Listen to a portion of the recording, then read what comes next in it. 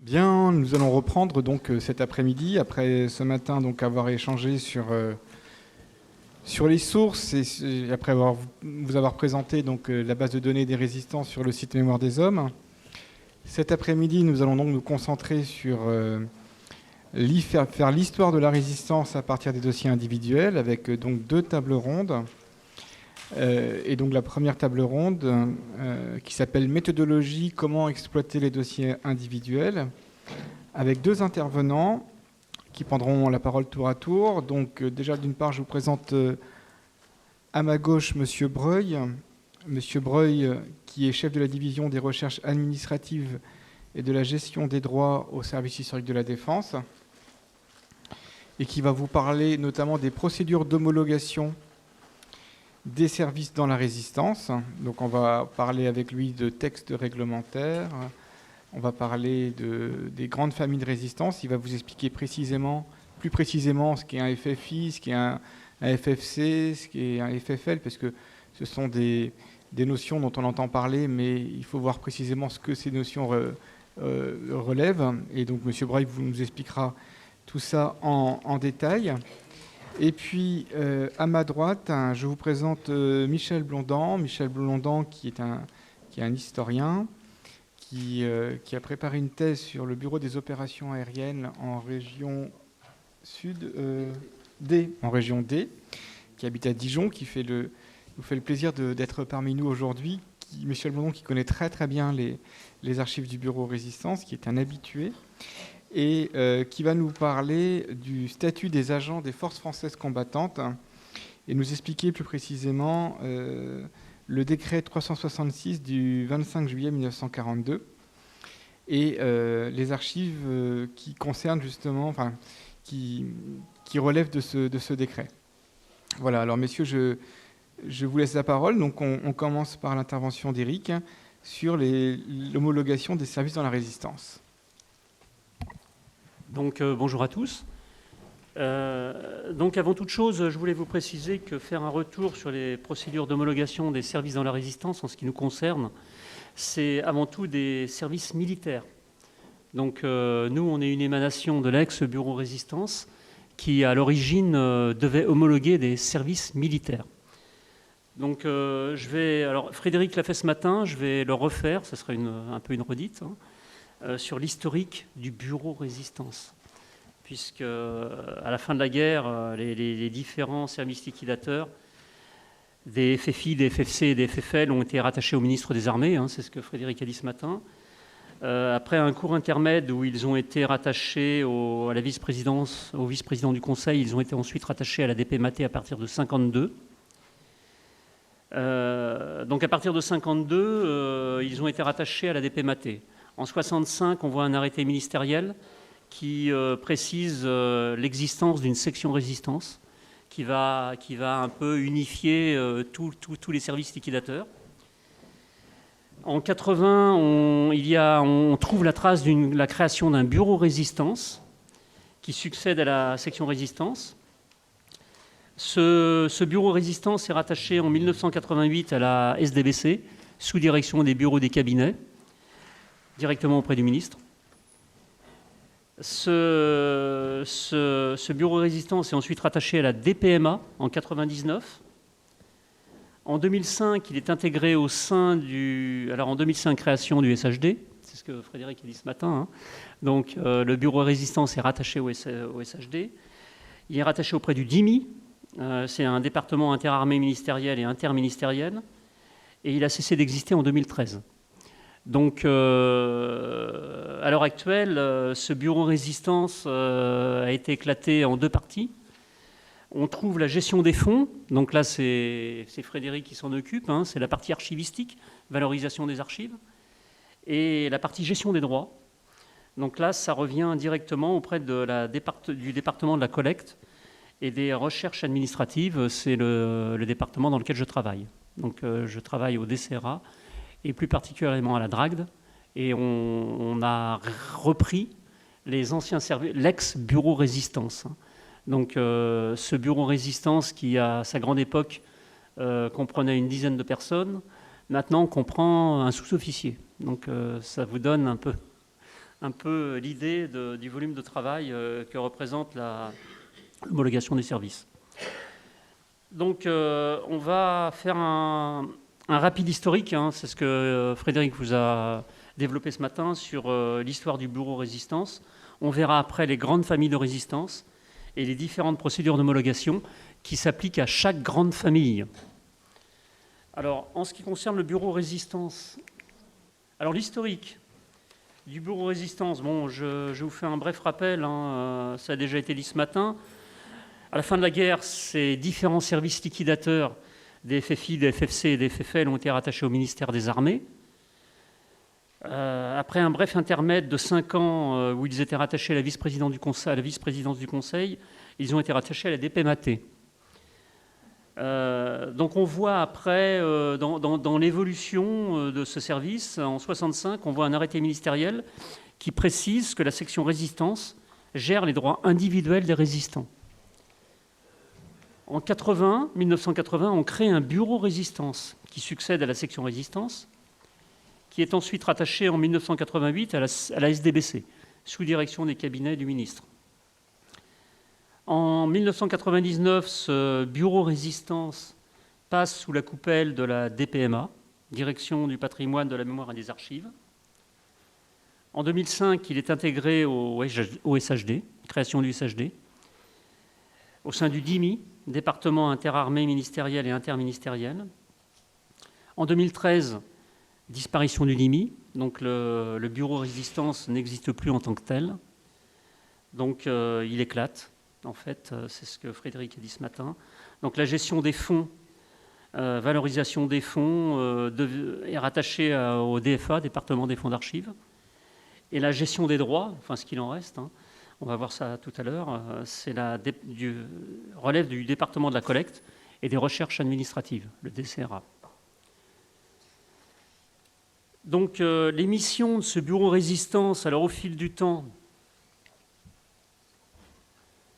alors au terme de l'arrêté initial qui portait organisation de la DPMAT, le bureau de résistance assurait la liquidation des questions afférentes aux services rendus dans la résistance à titre militaire. Donc on est bien dans le domaine militaire. Là, on est vraiment dans le cadre de l'homologation des services militaires. C'est la raison pour laquelle on va se concentrer sur les 5 grandes familles de la résistance pour lesquelles on va valider les services militaires. Donc cette gestion des droits individuels, c'est la validation des services et la délivrance de titres d'appartenance, les FFI, les CAFI, les fameux CAFI, on verra ça tout à l'heure, la RIF, la FFC, la FFL.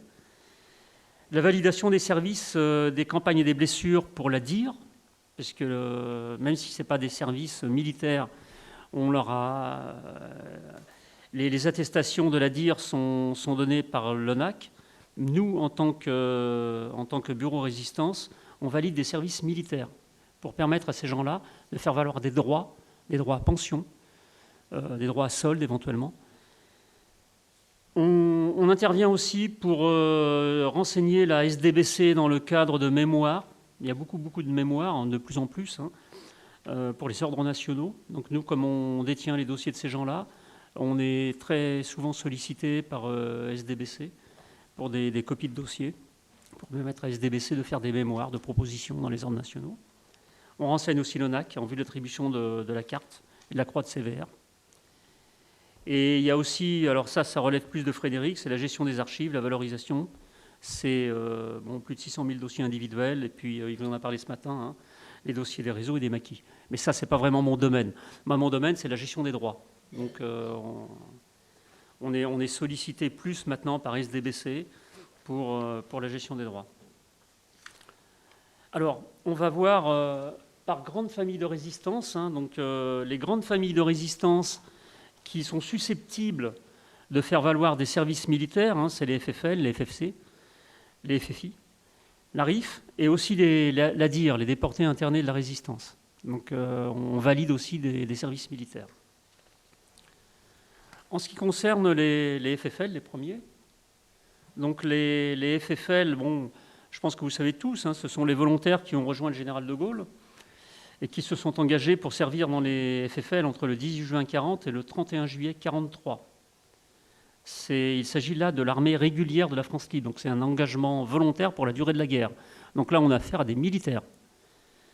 Donc les services administratifs de la France libre ont tenu à jour leurs pièces matricules, et le bureau résistant détient ces pièces. Donc c'est sous la forme de SS, enfin on détient les dossiers de ces gens-là.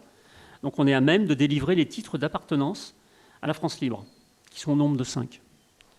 Donc on peut délivrer des cartes d'identité de membres des FFL, les diplômes de remerciement du général de Gaulle, c'est le diplôme du général de Gaulle, le fameux diplôme, hein.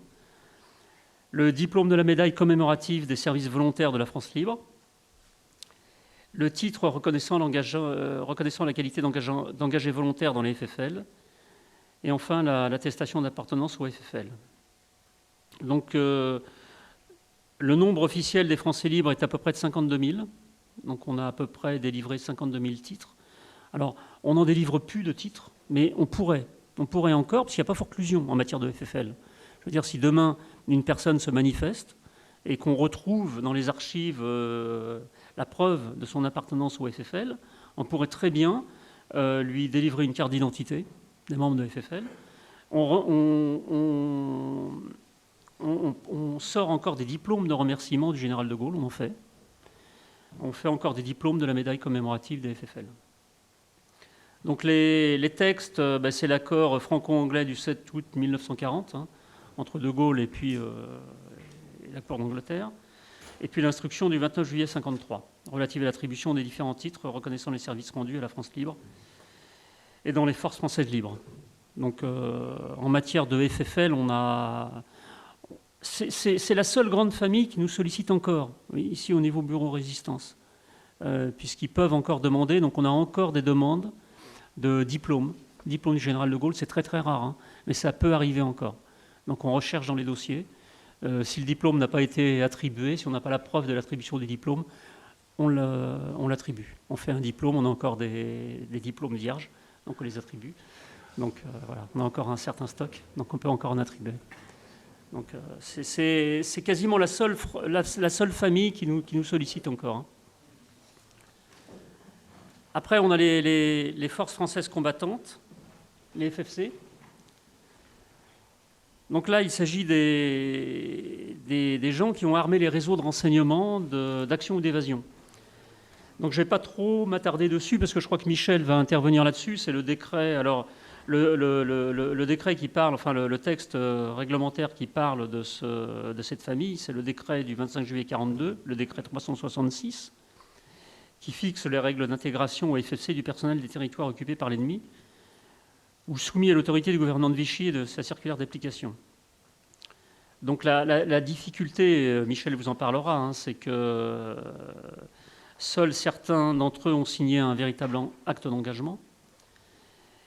Ils ont par la suite recruté des volontaires, mais ce mode de recrutement par cooptation successive, associé à l'absence d'archives, et au fonctionnement très cloisonné des réseaux, ont entraîné des difficultés à la libération pour la liquidation administrative de ces services.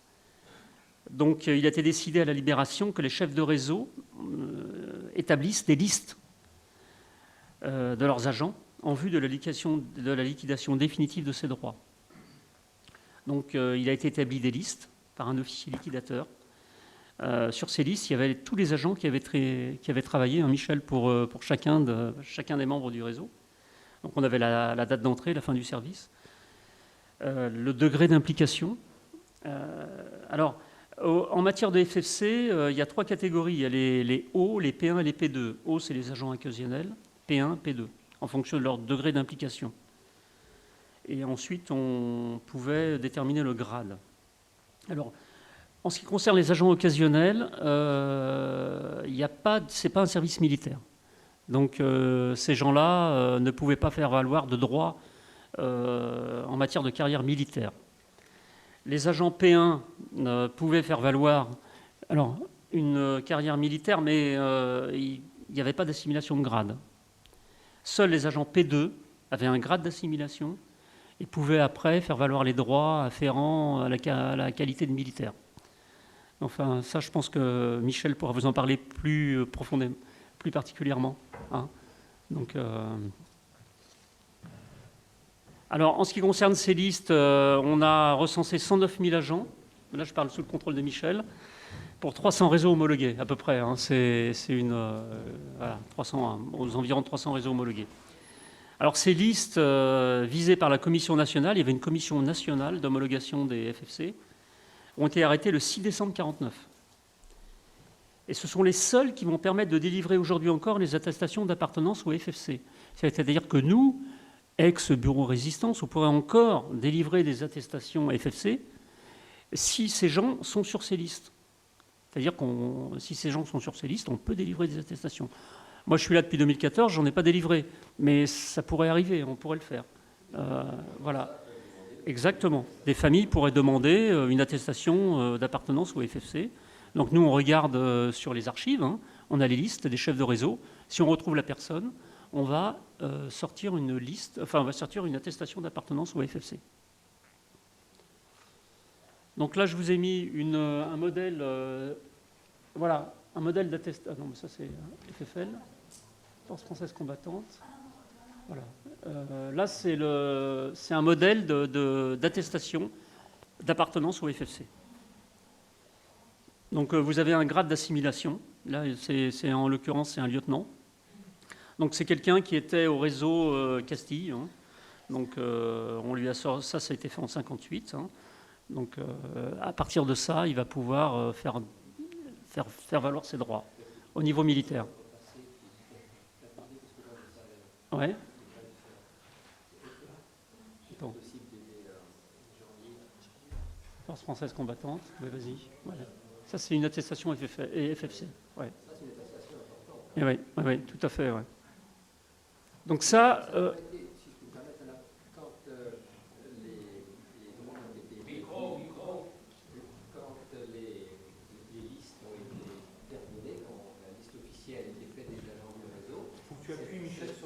L'attestation n'a pas été envoyée systématiquement aux agents. Si vous voulez, on attendait qu'ils en fassent la demande. Donc certains l'ont faite parce qu'ils étaient membres d'associations, ils savaient qu'ils pouvaient faire cette demande, ils l'ont faite. Et d'autres n'en ont jamais rien fait. Aujourd'hui, ils pourraient demander cette attestation. La condition, il vous l'a dit, Eric, c'est que leur nom figure sur la liste officielle. Et cette liste officielle, elle se trouve ici. Elle est conservée dans les dossiers 16P, dans les dossiers, 17P, les dossiers collectifs des réseaux. Et cette liste, c'est une liste qui est signée par le ministre officiellement, ce sont des signatures manuscrites. C'est une minute. C'est un document original. Moi, je n'arrête pas de dire à Frédéric, il faut que ces listes-là, elles soient fixées une fois pour toutes, qu'elles soient figées, qu'elles soient numérisées. C'est le document officiel. Quand on va chez un notaire, il va sortir la minute, c'est la liste officielle des agents du réseau. Et elles sont établies malheureusement sur un papier de période de pénurie. Donc petit à petit, ce papier se décompose. On est allé quelquefois à écrire à 1 millimètre de la marge, seulement le papier était rare, et ce millimètre, petit à petit, il disparaît. Donc la lettre initiale du nom, elle disparaît. Il faut faire quelque chose, il faut sauver les listes des agents FFC. Maintenant, moi, on n'a quasiment pas de demande. Enfin, moi, je suis là depuis 4 ans. J'ai jamais eu de demande d'attestation FFC. Je pense que tous les droits ont été donnés. Enfin, au niveau FFC, les seules demandes qu'on a, nous, c'est FFL. C'est vrai qu'au niveau FFC... Mais la possibilité existe, il faut le savoir. Si quelqu'un veut une attestation FFC, on peut encore en délivrer. Autre grande famille, les FFI. Donc, les FFI, donc, dont les textes sont régis par l'ordonnance du 9 juin 1944, portant le statut des FFI, et le décret du 20 septembre 1944, et aussi l'instruction qui porte codification des dispositions concernant l'application des décrets, enfin, relatives aux FFI. Donc, les FFI, c'est l'ensemble des unités, sont constituées par l'ensemble des unités combattantes qui ont pris part à la lutte contre l'ennemi sur le territoire métropolitain, donc les maquis, les corps francs. Donc ce sont des forces armées. Donc là, on est vraiment dans le cadre c'est vraiment des droits liés ce sont des droits militaires, ce sont des droits aux armées, qui ont combattu volontairement l'ennemi et qui ont accompli des actes de guerre au cours des combats de la libération. Donc le fameux titre que tout le monde connaît, hein, c'est le CAFI, le fameux certificat d'appartenance aux forces françaises de l'intérieur. Le problème de ce CAFI, c'est qu'il y a une date de forclusion. Donc la demande devait être déposée avant le 1er mars 1951. Donc toute demande déposée après le 1er mars 1951 n'est plus recevable. Donc voilà, un problème de CAFI, un problème de FFI, le problème est réglé. Alors on peut encore émettre des CAFI, c'est ce que je disais ce matin. Il y a un nouveau modèle de CAFI en 1980 qui est sorti, qui reprend. Alors il faut qu'il y ait un ancien CAFI. Je veux dire, on va pas sortir un nouveau CAFI comme ça. En fait, on recrée un ancien CAFI. On pourrait, hein, demain, si on a une demande de quelqu'un qui me demande un nouveau CAFI, s'il a un ancien CAFI, on va reproduire sur le nouveau modèle, parce qu'il y a un nouveau modèle de CAFI qui est sorti en 80 par SDBC. Donc, mais il faut que la demande ait été faite avant le 1er mars 1951. Donc là, on est vraiment dans un problème de forclusion, sauf il y a quelques exceptions, je crois. Hein. Les gens qui auraient été déportés, enfin bon, il y a vraiment, à part quelques exceptions, normalement, la date de forclusion, il fallait faire la demande avant le 1er mars 1951. Donc la demande, c'est une commission régionale hein, qui statue sur la demande de CAFI. Donc, si ce qui avait été demandé reçoit l'aval, c'est signé par le général commandant de la région militaire. Donc suite à ça, le bureau résistance, enfin ou les différents services liquidateurs, ensuite le bureau résistance, émettait un CAFI.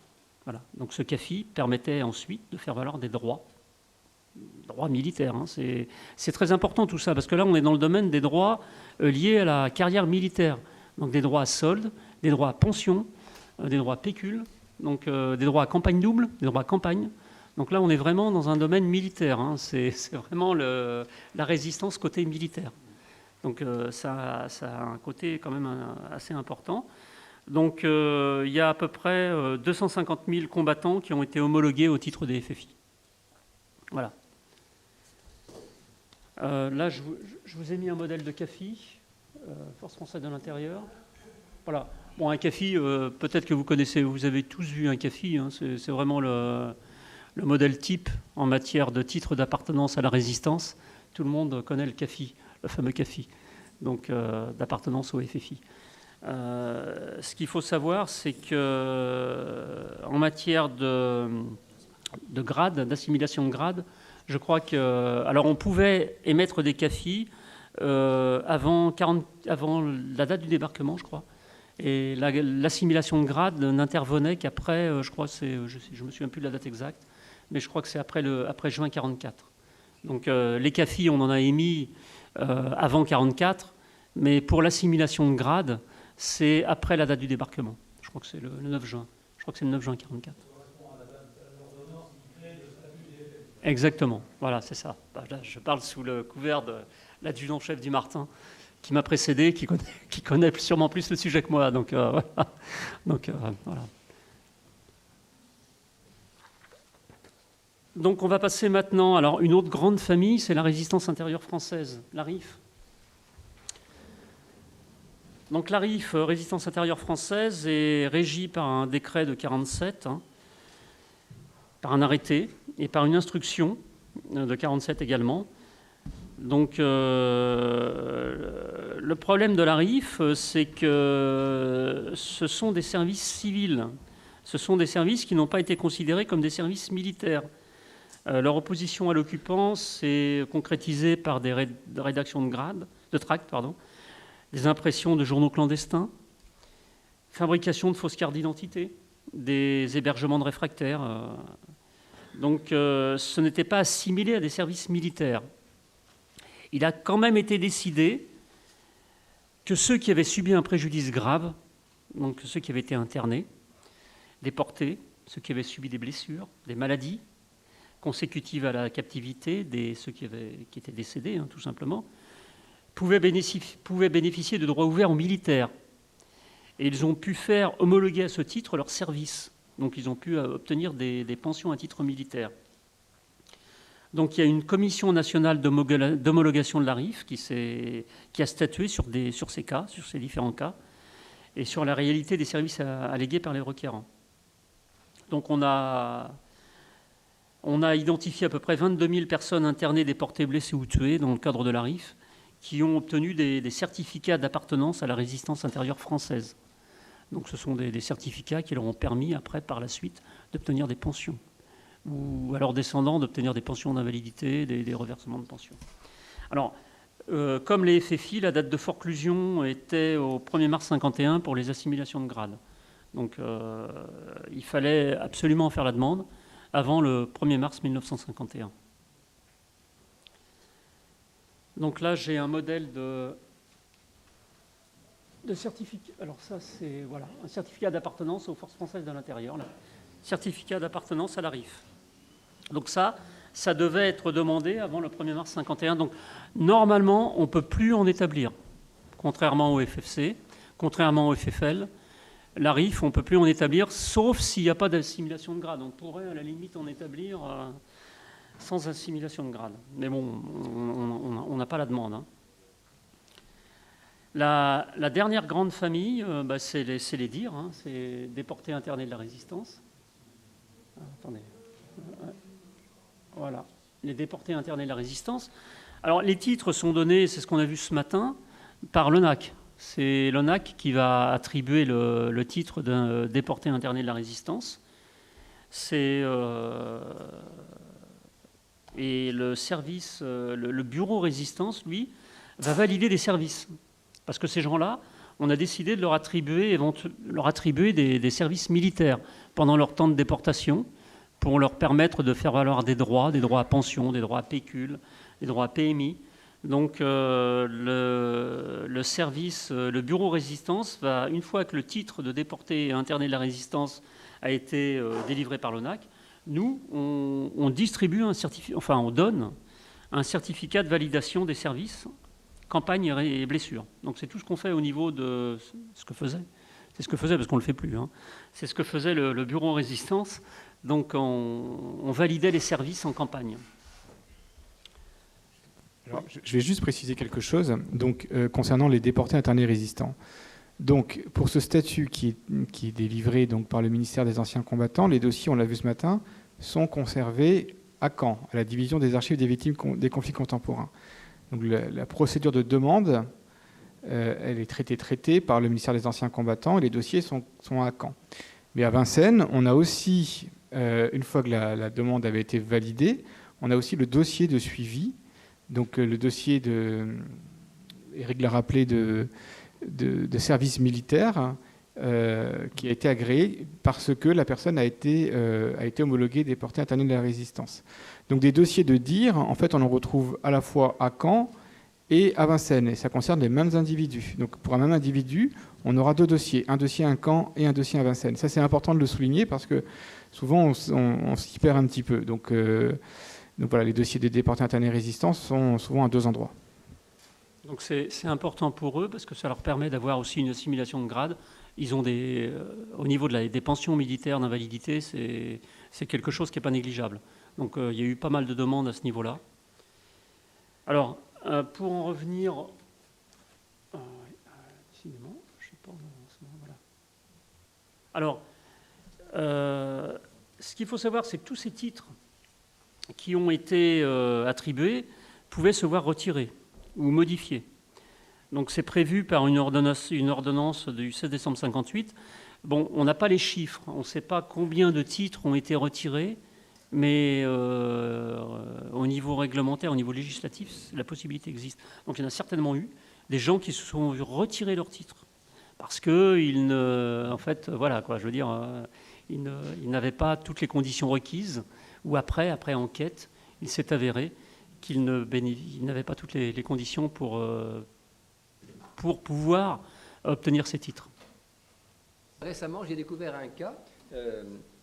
Alors c'est parce que je m'intéresse depuis peu de temps aux archives départementales de la Côte d'Or, au lieu d'internement que fut le fort d'Hauteville-les-Dijon pendant l'occupation. On trouve dans ce fort 3821 hommes, tous condamnés par une juridiction allemande à une peine à temps. à durée déterminée. Et puis l'un d'entre eux, comme ça, je lui dis, tiens, je vais creuser un petit peu son histoire. Alors, le dossier est ici en CSP, j'ai regardé le dossier. Alors, dans son dossier, on voit qu'il a obtenu à la libération des titres de résistance parce qu'il a mis en avant qu'il avait été interné, condamné par un tribunal militaire allemand et interné au fort d'Hauteville de Dijon. Et puis ensuite, je ne me rappelle plus trop ce qu'il était devenu, peut-être qu'il était envoyé en Allemagne sans beaucoup trop de précision. Et au bout d'un certain temps, l'administration se rend compte que cet homme, en fait, il a été condamné, certes, par la juridiction allemande, peut-être en bonne et due forme, mais pour un délit de droit commun. Alors, il a peut-être volé des pneus, je dis ça comme ça, mais pas dans un garage français. Il a volé des pneus dans un garage allemand, vous voyez. Et là, on lui retire le titre parce qu'on dit ça, il est condamné, certes, il fait de l'internement, certes, mais ce n'est pas un acte de résistance. Vous voyez ? Donc, alors dans le dossier, on voit, on vous demande de rendre vos titres sous menace, c'est pas écrit comme ça, mais au risque de poursuite pénale dans le futur. Alors, qu'est-ce qu'il fait ? Il rend évidemment les titres, les choses s'arrêtent là. Mais il y a des titres qui sont retirés sur cette base-là. Peut-être pas tous, évidemment, mais il y en a. On trouve des exemples, oui. Et ça apparaît dans le dossier. On peut trouver ça dans le dossier CSP, oui. Donc, pour terminer, alors le bureau résistance n'existe plus. Ces activités ont été reprises par la DRAGD, dont je suis le responsable, la division des recherches administratives et de la gestion des droits. Alors, ce qu'il faut savoir, c'est qu'actuellement, donc, il y a une personne qui s'occupe. Enfin, actuellement, il n'y a plus personne parce que le poste est vacant. Il va être comblé au mois d'août, j'espère, au mois d'août ou au mois de septembre. Donc, mais normalement, c'est une personne qui s'occupe de ça. À l'époque, à la grande époque du bureau résistance, ils étaient, enfin, l'adjudant-chef du Martin ne me contredira pas, ils étaient une dizaine, 14 en 98. Donc, c'est pour vous montrer la baisse du trafic. Donc là, il y a une personne qui ne fait pas que ça, mais qui s'occupe aussi de ça. Donc, l'essentiel de ces activités, en fait, on n'est plus sollicité pour la validation des services, à part les FFL, où on fait de temps en temps des diplômes de Général de Gaulle. En 2016, on en a fait 11. En 2017, on en a fait un. En 2018, on n'en a pas encore fait. Donc ça commence à se tarir vraiment sérieusement. Donc on est surtout sollicité par la sous-direction des bureaux des cabinets pour des copies de dossiers de résistants dans le cadre des mémoires, pour des propositions pour les résistants particulièrement valeureux, pour les ordres nationaux. On transmet aussi des copies de dossiers à l'ordre de la Libération, aussi à l'ONAC, dans le cadre de carte du combattant, combattant volontaire de résistance, ils veulent savoir si telle et telle personne. Voilà. Donc c'est vrai que c'est une activité qui représente une infime partie de nos occupations au sein de la DRAGD. Donc l'homologation des droits, c'est devenu quelque chose qui a été depuis très très longtemps. Maintenant, là, je passe la parole à Frédéric. Maintenant, c'est la conservation, la valorisation des archives. On est plus dans la conservation, de la valorisation des archives que dans la gestion des droits. Les droits, ils ont tous été, à part vraiment des exceptions, c'est vraiment très rare maintenant. Mais là, on est maintenant dans l'histoire, dans la valorisation des archives. Donc là, c'est mon collègue de la DFA qui s'en occupe plus que moi. Donc nous, on n'est pas trop sollicités pour ça. Donc, je vais passer la parole à Michel, qui va peut-être vous parler du décret de 42. Déjà, mais merci Eric, en tout cas, pour... Merci pour cet exposé. Alors, c'est intéressant de voir effectivement comment et on l'a expliqué ce matin aussi, comment un bureau qui était purement administratif est devenu en fait... au bout du compte, un service patrimonial, en fait, en charge d'un patrimoine. Mais en tout cas, c'est intéressant de savoir qu'au départ, tous ces dossiers individuels ont été constitués à partir de textes réglementaires, à partir de tout un corpus réglementaire qui a été mis en place à la fin de la Seconde Guerre mondiale. C'est intéressant pour vos recherches aussi de savoir que derrière le mot FFI, FFC, il y a des textes de loi, il y a des instructions qui les définissent. Et je trouve que c'était intéressant vraiment de bien, et je crois que vous l'avez très bien fait, de bien définir ce qu'étaient ces différentes familles de résistance. Donc là, on va continuer dans ce même domaine pour parler plus précisément du statut des forces françaises combattantes et notamment du fonds d'archives qui est en cours de classe, enfin, qui a été classé très récemment et qui fait état justement des dossiers des forces françaises combattantes instaurés à Londres.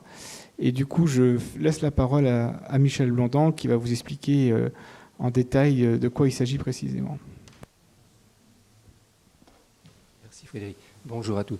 Tout à l'heure, j'ai titillé Frédéric avec les listes des officiels, mais je dois dire à Frédéric, pour me racheter, qu'il m'a fait un formidable plaisir quand il m'a demandé d'intervenir dans le cadre de cette journée, parce que de formation, je suis un historien du droit, et cette occasion, pour moi, si vous voulez, c'est de vous parler d'un texte de droit extraordinaire, je vais vous expliquer pourquoi, et en même temps de montrer la traduction, si je puis dire, de certaines dispositions de ce texte dans la vie de la résistance, et vous montrer et vous donner l'envie d'aller dans les archives pour retrouver ce qu'un texte de droit a fait naître.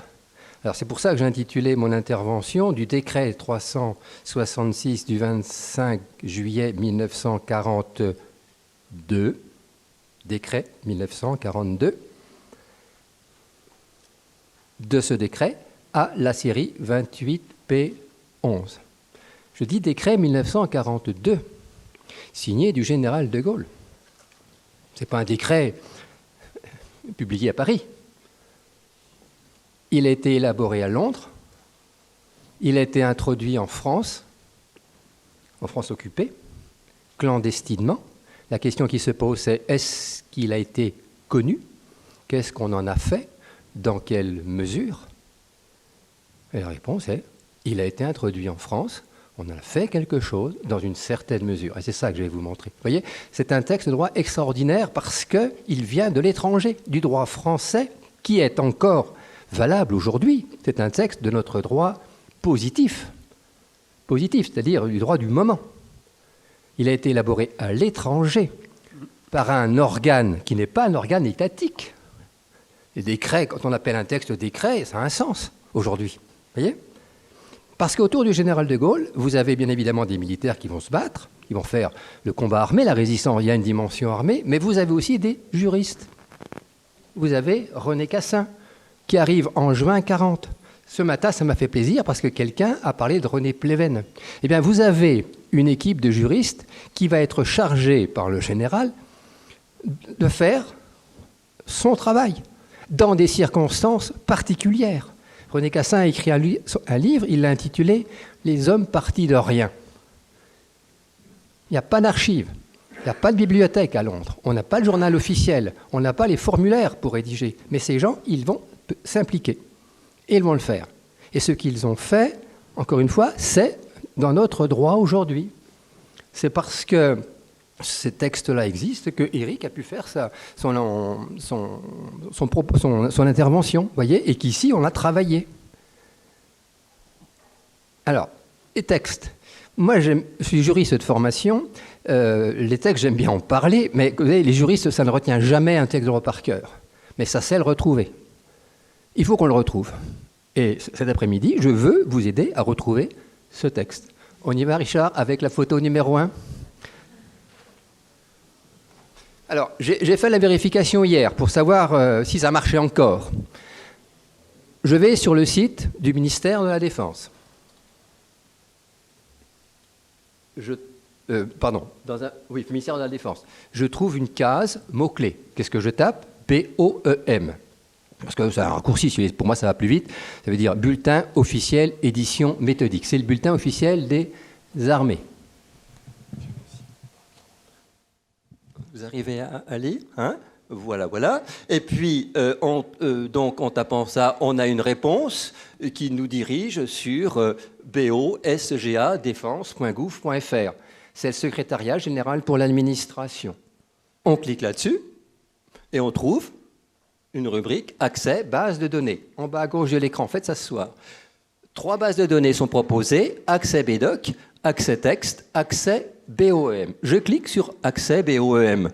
je trouve BOM, c'est une arborescence qui est ici, donc 02, le personnel.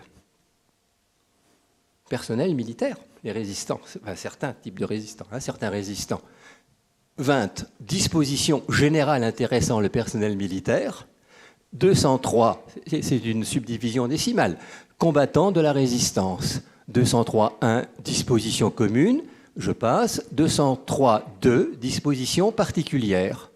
Et Eric était là-dedans. 203.2.1, forces françaises libres. 203.2.2, forces françaises combattantes, FFC. Et il y a 5 textes rattachés, dont le décret 366 du 25 juillet 1942. Une circulaire d'accompagnement et d'autres textes. Et puis on descend, on a le statut des FFI, de la RIF, etc. Ces textes-là, il faut que vous les lisiez, il faut que vous les connaissiez. Alors c'est du droit positif, c'est-à-dire c'est du droit d'aujourd'hui, si vous voulez. Mais depuis 70 ans à peu près, le droit a évolué. Donc si vous voulez savoir quelles étaient les conditions à réunir en 1955, il faudrait retrouver le texte applicable en 1955. Mais beaucoup de textes, notamment le fameux décret, lui, n'a pas bougé. Voyez ? L'histoire du droit peut être au service de l'histoire en général. Appuyez-vous là-dessus. N'apprenez pas par cœur. Alors, ce texte qu'on trouve aujourd'hui sur le site, il a été introduit clandestinement en France. C'est la photo d'après qu'une famille m'a permis de... non, c'est la 3e photo peut-être. Richard va la passer maintenant. Ça s'y prête mieux. Voilà. Ça, c'est une famille, c'est la famille de Pierre Jolinon, qui était un DMR. J'ai rencontré le fils, il m'a photocopié cette microforme. C'est le fameux décret, sa circulaire, et puis la déclaration dont on parlera tout à l'heure et le questionnaire signalétique, qui ont été introduits sous cette forme de microfilm. Sinon, on peut trouver des versions papier, je pense qu'on en avait vu un au bureau Résistance avec Frédéric, qui ont pu être mises avec le courrier que Londres faisait parvenir à la France. Voyez ? Donc alors ces textes, à qui sont-ils destinés, ces textes de droit ? Ils sont destinés aux chefs des réseaux qui sont en relation avec l'état-major du général de Gaulle, pas les réseaux Buckmaster. Et puis ceux qui veulent fonctionner de manière indépendante, je pense comme le réseau Alliance, ne reçoivent pas le décret, en tout cas pas au début. Mais on va trouver le réseau Ajax qui le reçoit, c'est facile de le prouver, tout à l'heure je vous montrerai, le réseau Action D, qui organisait les parachutages clandestins dans ma région, Dijon et enfin, au sens large du terme, et puis les réseaux de renseignement militaire, voyez. Donc ces textes arrivent, et qu'est-ce que prévoit ce fameux décret ? Quelque chose qui peut-être vous échappe, c'est la possibilité de s'engager clandestinement. Le texte arrive clandestinement, et il propose de faire un engagement clandestin. Ça, ce sont des actes de résistance qui ont été conçus par des juristes. Alors, comment faire pour s'engager clandestinement ?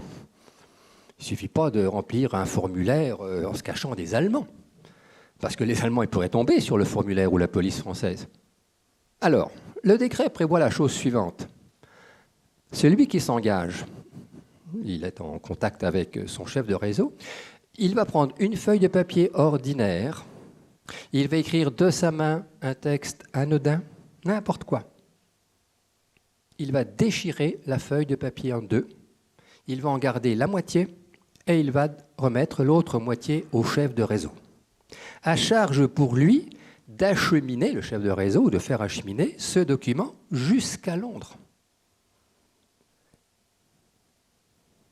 Mais ça ne suffira pas, il faudra un deuxième document, le questionnaire signalétique. Vous voyez ? Et ces documents, alors c'est extraordinaire, Patricia, parce que le même jour, j'ai appris comment ça s'appelait. Vous et le directeur des archives départementales de la Côte d'Or, quand j'ai décrit le document que j'avais trouvé, on m'a dit c'est un chirographe. C'est un terme d'archivistes, de gens qui font de la diplomatique médiévale, etc. Les juristes, on ne connaît que les créanciers chirographaires. Mais j'avais jamais entendu parler de chirographe. Maintenant, c'est adopté et je pense qu'il faut que vous reteniez ce mot-là. Quand vous en trouverez, vous appelez ça des chirographes. En grec, chiro, la main, graphe, écrire. C'est comme manuscrit, mais au lieu que ce soit, ce soit du latin, c'est du grec qui était l'origine de ça. Vous voyez, parce que la technique était connue au Moyen-Âge. On prenait un parchemin, on écrivait des formules pieuses, on le déchirait en 2 si on était 2, on le déchirait en 3 si on était 3, en 4 si on était 4, etc. Puis il arrivait un moment, on recollait tous ces morceaux et puis on avait l'authentification, que c'était bien les bons possesseurs ou ce qu'on voulait. Vous voyez, chirographe. Ici, dans ce château, vous en avez, je pense, à peu près 4000. Chirographe. Ça veut dire qu'il y a une réponse en France à la demande faite par l'état-major du général et ses juristes, et ce que ces juristes avaient conçu.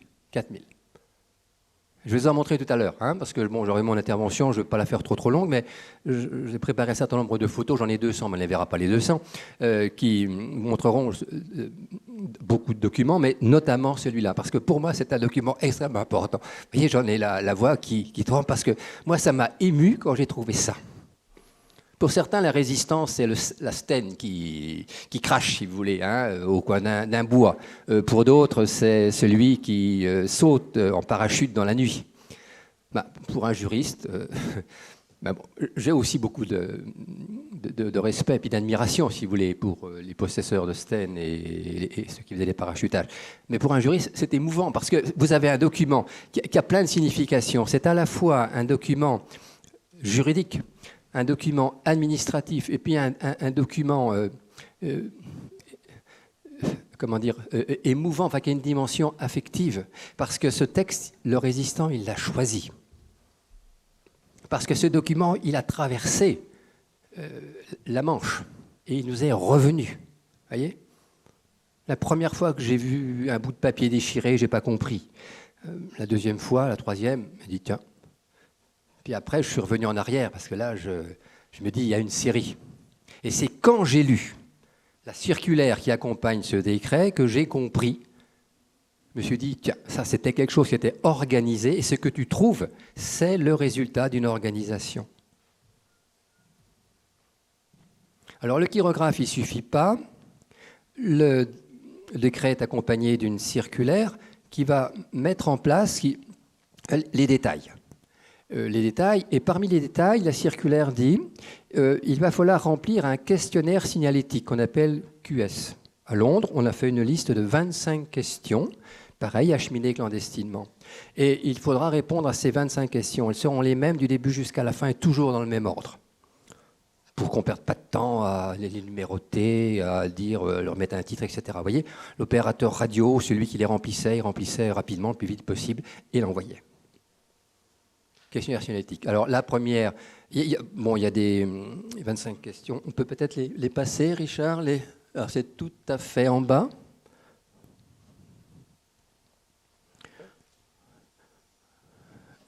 Ça c'est la circulaire. On va trouver, voilà, ces 25 questions. Vous voyez, alors la première, elle est en haut à gauche, indicatif du volontaire. Alors, on suggère évidemment que ce soit codé parce qu'il y a des dangers là. Le sexe, si l'opérateur radio veut gagner du temps, il ne codera pas. La date de naissance, lieu de naissance, nationalité, grade, active ou réserve, arme, date de nomination, rallié au FFC à compter du. Ça c'est plus ou moins important. Situation sociale, on a souvent là les professions, ce qui permet si on fait un dépouillement systématique, de voir qu'une profession peut se retrouver assez bien représentée au sein d'un réseau. Situation de famille, nombre d'enfants vivants, etc. Ensuite, les personnes à charge. La catégorie proposée, la question 19, vous voyez, O, P1, P2, l'assimilation proposée, puis tout à fait à la fin, l'indicatif du chef responsable qui établit le présent QS. Voilà. Et donc, il est demandé d'acheminer ça de France vers Londres, par le moyen de son choix. Le chef de réseau peut remettre ça pour un courrier aérien ou pour un courrier maritime. Il peut aussi confier à l'opérateur radio le soin de transmettre. Et il est suggéré, conseillé, de transmettre le chirographe et le QS séparément, pour des raisons de sécurité. L'un peut arriver, pas l'autre. Voyez. Et puis, si les Allemands mettent la main sur l'un, ils ne mettront pas la main sur l'autre. Donc, ils n'auront pas suffisamment pour identifier à coup sûr la personne qui est concernée. Alors, on n'a pas l'identité en clair, on a l'indicatif. On n'a pas encore beaucoup parlé des pseudos, des alias, des indicatifs. C'est extrêmement important. Bon, dans les maquis de l'été 44, dans la forêt, on va s'appeler le gros, le petit, Jean, le tigre, la panthère. Mais dès lors qu'on correspond au sein d'un réseau, on peut avoir plusieurs pseudos. Avec les copains, on se fait appeler le gros, le petit. Avec le chef, ça change déjà. Et pour Londres, ça va changer encore. Le gros, il va être en contact, par exemple, avec son chef qui s'appelle Belle. Londres sait qui est Belle. Le gros, il ne sait pas qui est Belle. Faites un rapprochement, si vous tombez sur des QS, tout à l'heure on pourra le faire, entre la question 1 et la question 25. Archiduc 1/2, il a pour chef archiduc 1. Et archiduc 1, ça peut être l'adjoint d'archiduc tout court. Ayez ce réflexe. Engrangez tous les pseudos que vous pouvez engranger. Tous. C'est fastidieux, mais c'est absolument capital pour entrer dans la vie des réseaux. Des réseaux de renseignement, des réseaux d'action. Tout ce qui est relié à Londres, c'est la meilleure des protections. Et ne dites pas, c'est une faute. Vous avez relevé que dans le temps, son pseudo, c'était Dupont. Vous l'avez écrit avec un T. Quand vous allez voir avec un D, dites pas, c'est une faute. Notez les deux. Parce qu'il peut se faire appeler Dupont au sein d'un groupe, avec un T, et se faire appeler Dupont avec un D au sein d'un autre groupe. Enregistrez-les tous. Si vous le faites par informatique, ça va être très très facile après dans votre documentation de vous promener et de savoir à qui vous avez affaire. Ça, c'est essentiel. Et à Londres, on a des idées sur des familles de pseudos, qui permet d'identifier rapidement à qui on a affaire, au moins aux résistants qui on a affaire.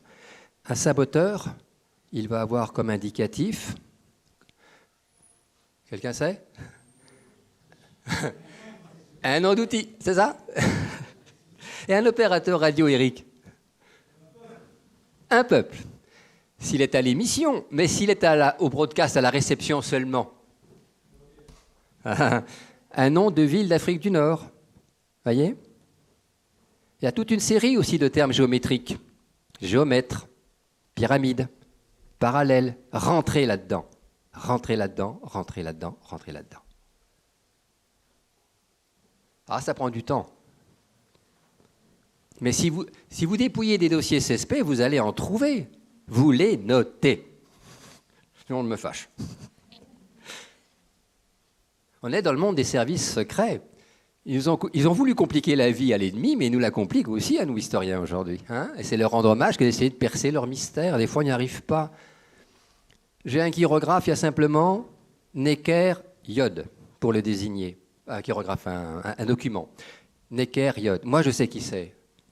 Mais quelqu'un qui n'a pas engrangé les pseudos... Enfin, je sais qui c'est aujourd'hui. Il y a 10 ans, je ne le savais pas. Et pourtant, c'est quelqu'un d'important. Vous voyez?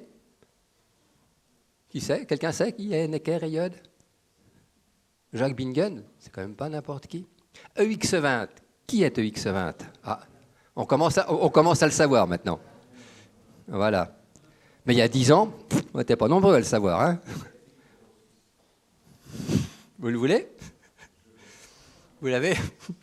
Bon, si vous voulez, tout à l'heure, on pourra, parce que j'ai ma base de données sous les yeux, je pourrais répondre à ce genre de questions. Si vous avez un X, je pense que ça nous renvoie à Rex, à Jean Moulin. C'est certainement un adjoint. Vous voyez, il y a des logiques comme ça. Mais pour tromper l'ennemi, des fois, on casse la logique et on passe à une autre logique. Hein, parce que l'ennemi, il n'est pas bête, il comprend aussi. Il comprend. Peut-être Bidault, non? Non, c'est Fassin. Qui a été parachuté en Côte d'Or à côté de chez moi? La première fois. Et la deuxième? Ouais. Ah oui, d'accord. Ah oui, parce que vous avez tout à fait raison. Les pseudos, ils ont une durée de vie, les alias, les indicatifs, à durée limitée. Ça aussi, il faut le noter. Si vous dépouillez les câbles, on n'en a pas parlé ce matin, mais c'est très intéressant de dépouiller les câbles. Il y en a des milliers ici. C'est une mine là aussi, mais c'est compliqué. pour rentrer dans les câbles. Vous avez quelquefois un câble qui va annoncer, par exemple la pyramide, qu'à partir d'aujourd'hui, il doit devenir hippopotame. Si vous le qualifiez d'hippopotame à une époque où il est pyramide, vous faites un anachronisme. Ça pullule dans les bouquins, redresser tout ce qui a été écrit précédemment. Jean Moulin, il est par Rex tout le temps. Il est par Rex partout. Notez. Il s'appelle comme ça, du temps au temps. Ah, c'est fastidieux. Mais c'est comme ça que vous rentrerez dans l'histoire des réseaux.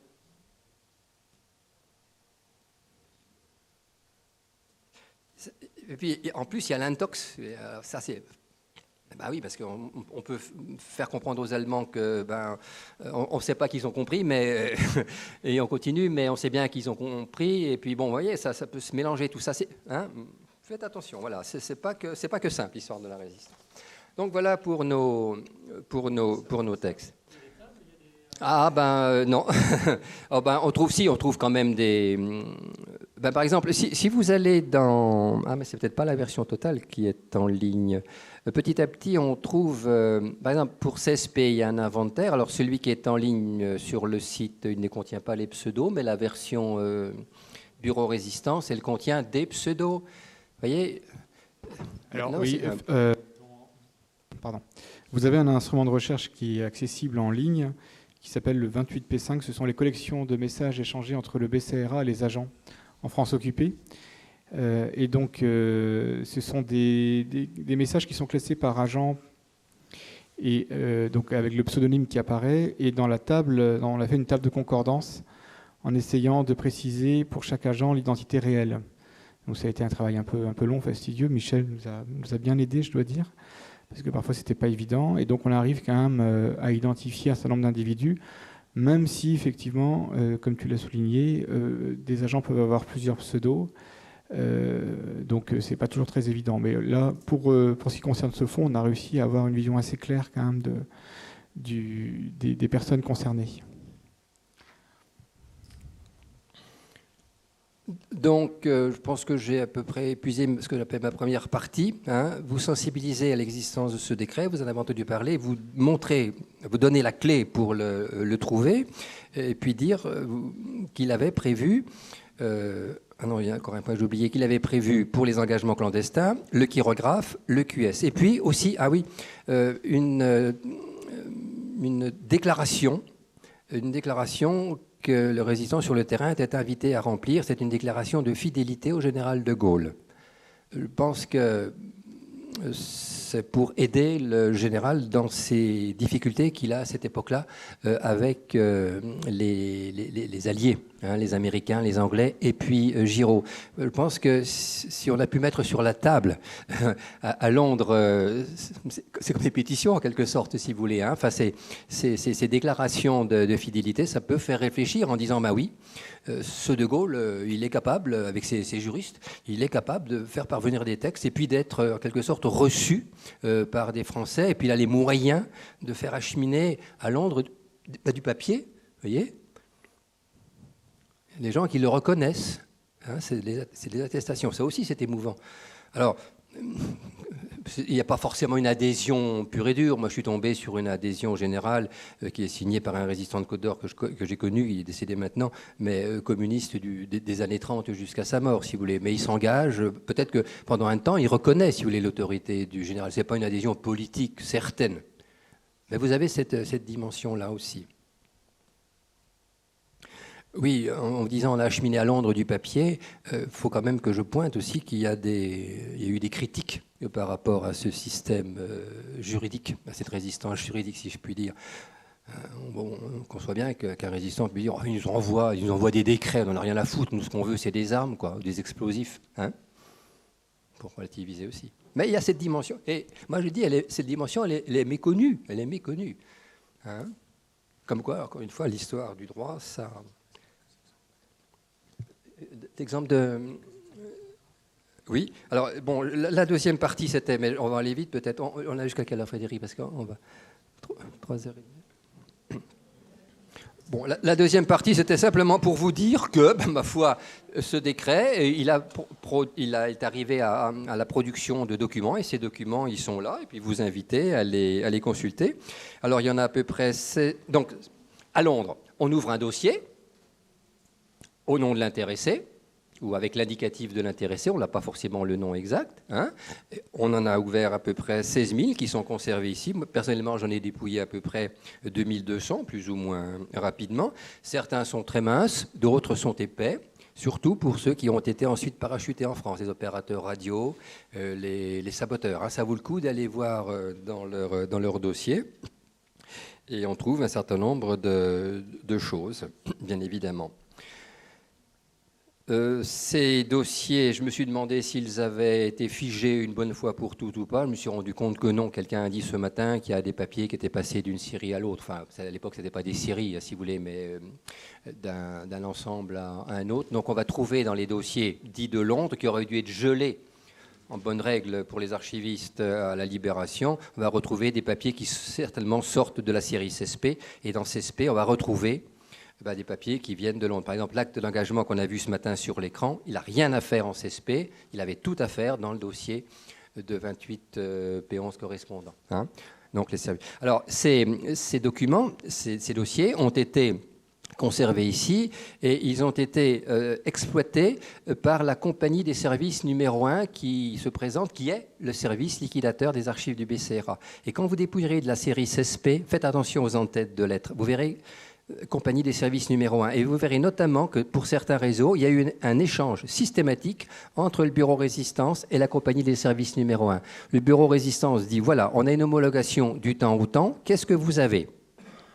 La compagnie des services numéro 1 va accéder à ces dossiers, puis elle dit, elle répond soit, nous n'avons rien de nouveau, et on s'en tient là, ou bien dit, non, c'est pas le 1er janvier qu'il est rentré dans le réseau, mais c'est le 1er juillet, donc il va y avoir un rectificatif. Alors dans les dossiers CSP, vous allez trouver une pelure verte, c'est la copie de ce que le bureau résistance a envoyé à la compagnie des services numéro 1, c'est le service secret si vous voulez, hein. Et puis vous avez l'original de la réponse. On voit à ce moment-là qu'il y a eu, en 62 essentiellement, une recherche systématique pour certains réseaux. Je pense qu'il y avait des enjeux aussi, parce que, déjà même bien avant, bien sûr, il a fallu reconstituer les services secrets. Certains d'entre eux étaient compromis, si vous voulez, pendant l'occupation, et quant à la Libération, on a voulu reconstituer les services secrets. On s'est évidemment appuyé sur les dossiers de résistants. Ouais. Il y avait été radio pendant l'occupation, parachuté depuis Londres. On va probablement le retrouver opérateur radio en Indochine ou ailleurs. Voyez ? Ce qui peut expliquer aussi pourquoi pendant si longtemps ces dossiers n'ont pas été communicables. Il fallait protéger ces agents. Il n'a pas été que des résistants. Après, ils avaient fait autre chose. Voyez.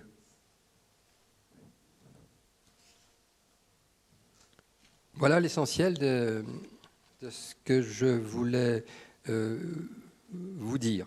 Et moi, encore une fois, ce que j'aimerais pointer du doigt ici, parce que vraiment ça me touche, c'est la dimension affective de ces chirographes. Pensez à ça. S'il est mort en déportation, c'est probablement un de ses derniers écrits. Et c'est parce qu'il s'est engagé qu'il a été arrêté et qu'il est mort en déportation. Merci. Alors maintenant, on va passer aux photos. Alors, j'en ai plus de 200. On utilise le temps qui nous reste pour regarder tout ce que vous voulez regarder. Et puis, si vous voulez aussi, je peux répondre à certaines questions, parce que je peux partager mon expérience. Alors, je suis désolé, on est obligé de s'arrêter là, malheureusement. En tout cas, merci beaucoup, Michel. Merci beaucoup, parce que c'était très intéressant. Voilà, Michel nous a apporté vraiment un éclairage précis et clair sur ces questions. Ce que je vous propose, c'est de faire une toute petite pause de 10 minutes maximum et de se retrouver à 15h45 pour la suite et la fin de cette journée d'études avec une dernière table ronde.